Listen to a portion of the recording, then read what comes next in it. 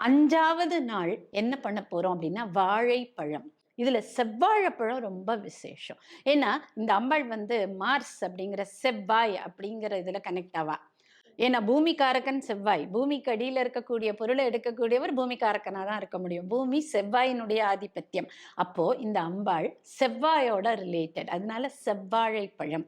5வது நாள் அன்னைக்கு நம்ம செவ்வாழைப்பழம் எடுத்து அழகா நைவேத்தியம் பண்ணி தானமும் பண்ணும்போது, நமக்குள்ள இருக்கக்கூடிய மனசு நிம்மதி கிடைக்க ஆரம்பிக்கும். மனம் நிம்மதி. வீட்ல ஒரு நிம்மதியே இல்ல. ஏதோ என்னன்னே தெரியல அப்படின்லாம் யோசிக்கிறோம்ல, இப்படி பண்ணுங்க. மன நிம்மதி கிடைச்சிடும். அடுத்தது 6வது நாள். 6வது நாள் தேன். எப்பவுமே இந்த கொம்பு தேன், தேன் எல்லாம் வந்து அம்பாளுக்கு எப்பவுமே பிடிக்கும். அது நல்ல தேன் கிடைச்சதுன்னா, கொஞ்சம் நைவேத்தியம் பண்ணிட்டு, பிரசாதம் எடுத்துண்டு எல்லாருக்கும் குடுக்கும்போது, நமக்குள்ள பண வருமானம் அதிகரிக்கும். ஃபினான்ஷியல் பிரச்சனைகள் தீரும்.